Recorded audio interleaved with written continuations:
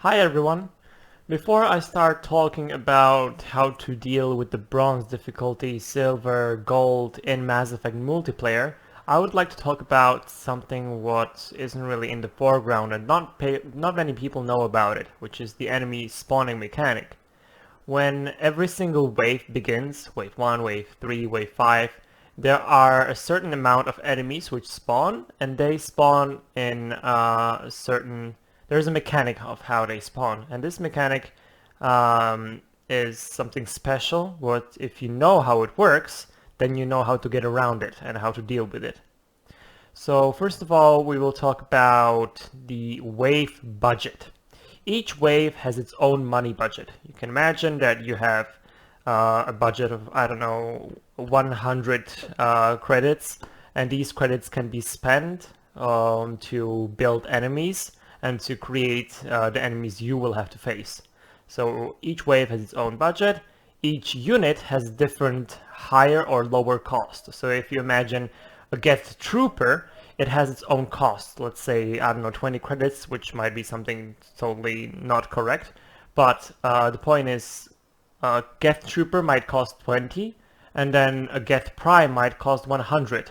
So if the money budget of that wave is high enough to spawn and spend its money for Geth Prime, then it can do so. But if it only has a wave budget of 50 on wave 1, then it won't spawn higher and stronger enemies. It will only spawn the lower ones because it doesn't have money to spawn something like Geth Prime Banshees, Brutes, and whatever.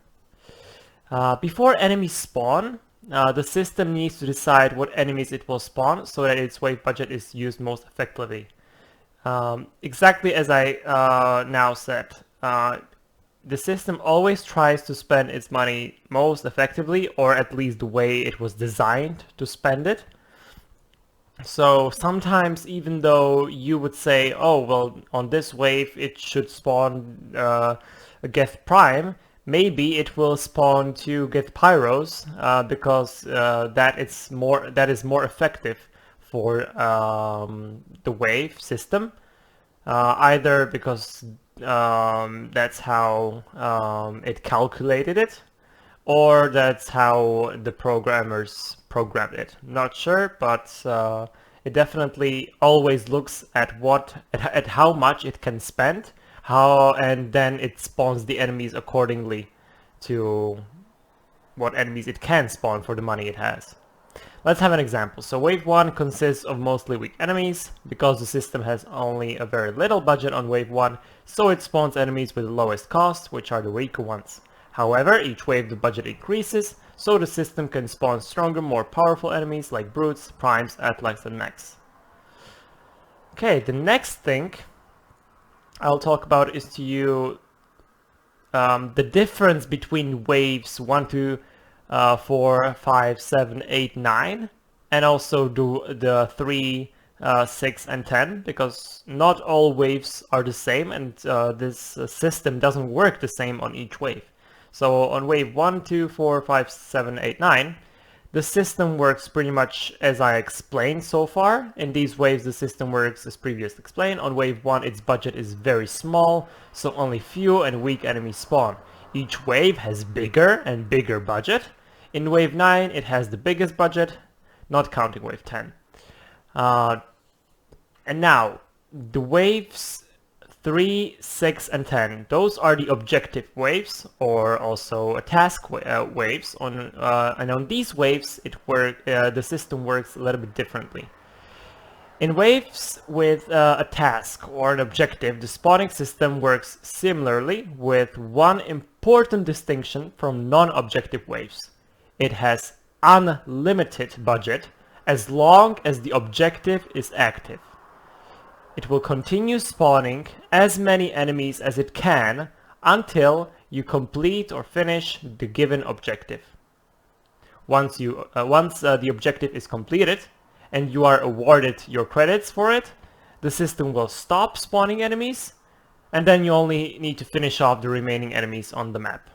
Which is why I always try to rush and do the objectives as fast as I can, Of course, sometimes you just have to take your time and make sure you don't die in the process, so it's okay to slow down, but it's definitely better to do the objective waves faster so that less enemies will spawn, and then you will just finish off the rest once the objective is completed.